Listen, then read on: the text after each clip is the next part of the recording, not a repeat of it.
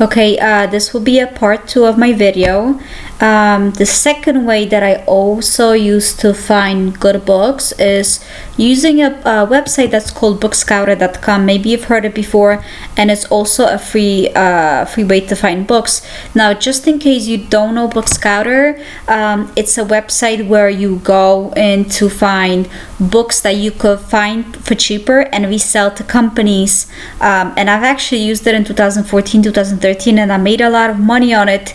And then it just kind of went down. Like, there's really, I guess, no way to make money on it. I don't really check it anymore, but you could check it out. You could use that as another source of income. The only time I use this website is maybe if I want to resell to Amazon. It's free to sign up for it, and you would just log in. And pretty much what this one does, it just gives you an idea of what books to look for. Ask me later what books to look for, so it gives you ISBNs. Now over here you could put your criteria, what's your minimum price, what's to be maximum price that you're going to spend profit, how old do you want the listing to be, like when was it added to this website, and minimum return. So let's say if you're looking for good books to do with this website, let's say you want to put 30% and you click submit. Now, since I don't care about these numbers, I just want ideas on what books I could check. I don't really put numbers in here. You could even put, let's leave it 15 because you don't want to spend that much. So you click submit, and then it will give you, it says 1 to 7 pages. Now, without even opening this, it tells you when it was uploaded, it tells you the ISBN, it tells you the lowest price on Amazon, and it tells you the highest buyback price, which is a penny difference. That's why I said if you're going here specifically for this website, you gotta change the criteria. But anyway, you open this up, it tells you what book it is, and then you could copy the ISBN. You go into Amazon, check it, open the used offers, check on Prime, and then you see it's $10. It's not worth it. Next one, and then you don't even have to open it up. You could just copy from here. And again, this takes a little longer, but you're gonna see after a while, like, it's not gonna be bad. Okay, this you could buy for penny. Let's see how much it's selling for Prime. $4.40. Again, not worth it. Okay, so I'm gonna try until I'm gonna find something better. Okay, $10. Let's see. Okay, excellent. Now look at this book. You can, if you go to return, I went a little too far, but since I'm here, let me copy the ISBN. So you can see the new one is selling for $77, used one for $10. So you're going to buy it for $10 plus shipping $4. Now notice how here it says acceptable. Don't be afraid to buy acceptable conditions, because for example, this seller has 97% positive feedback. So but chances are, even if it's acceptable, it's not going to be so horrible. Sometimes I'll read the description, as long as it doesn't say that it's missing pages or that it's water damage, I will buy it. And a lot of times you will see that these sellers list acceptable conditions and they look like good conditions to me, so a lot of times I'll get acceptable, but I'll still relist it as a good condition. But anyway, even if you buy it acceptable and you still want to use it as acceptable, you're buying it for $14, and the lowest one is $97, and that's acceptable also. So you can sell it for $70 and you're still gonna make a lot of money. So let's say we put it here. So let's remember your cost was $14. So let's say you want to sell it for $70. 54 minus 14, you have $40 a profit. But if you sold it for $90, it's 71, so you're making $56 profit. I mean, like, it's ridiculous. It's 300% ROI. So this is a perfect book. Now, the last thing, don't forget, you have to check it on Camel, because you saw before before in the first video how the sales rank could jump just because of one sale. So you don't want to get something that has a 50,000 sales rank only because it just sold, but other times it's in the millions. Now uncheck Amazon because you don't care about that. You want to see used, and then again I try to look at the period of like 6 months or maybe 3 months, and then you could see it here. It sold for $62 in January 22nd, and then it started to going down. Now it could mean one thing. For example, it could mean that this copy was FBA back then, and then it started going down because maybe there was no FBAs, or maybe because that $97 people just think it's way too much. That's why I wouldn't really price it at $97, because even if you price it at $60-$70, you're still easily doubling your money. So I don't like to get too greedy. I just want to list the book and I want to sell it as soon as possible. As long as I'm making 100%, I'm fine with it. Now skip to sales rank. Okay, and this is not bad, but then again you're looking at the date range for over a year, so you want to lower it to 3 months, let's say. Okay, and this is not something that I want to see. So you could see it's 1, 2, 3, 4 sales, so I probably wouldn't get it. Now you could also click on 1 month, and then you could see that the last 3 sales were in the last month, but you don't know what it was caused by. Maybe it was the same person that needed multiple copies, you don't know. So I wouldn't get that book just because you don't know when the next sale might come.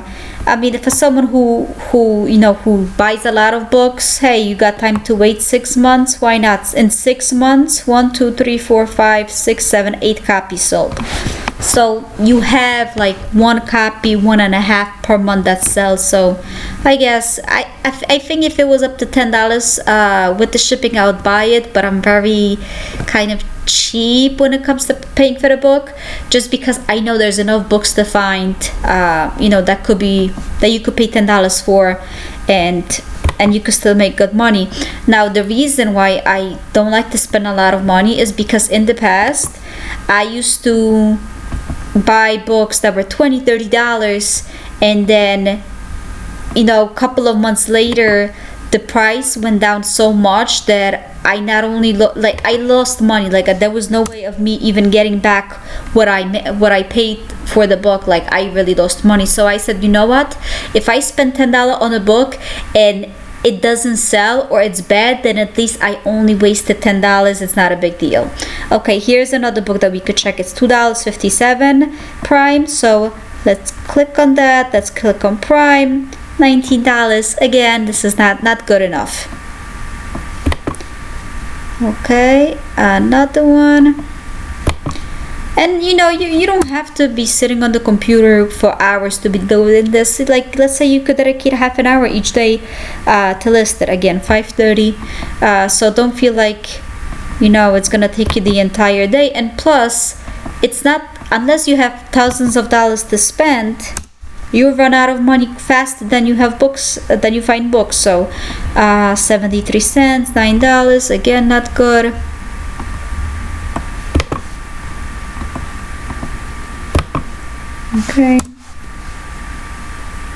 Okay, maybe something here. Okay, this is another good book. So it sells for $36, and then you can buy it for $10, $14. Now let's just go back to get the ISBN so we could check it out on Camel. And then we'll also put it on the FBA calculator. I used to use the FBA calculator in the beginning to check, but then over time you're gonna learn to know like what number you're looking for to at least double your money, and then you're gonna know that the higher the prices, they're not gonna take that much money. So the lowest was 36. Let's put it at 35, and keep in mind your cost is $14. Okay, click calculate. So it's $25. So 26. So fees $4. So you're still making $11, which is what, 60-70%, which is not that bad at all. And then let's try Camel.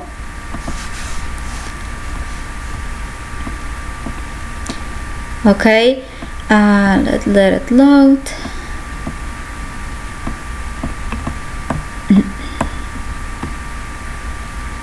Okay, uncheck Amazon, third-party users.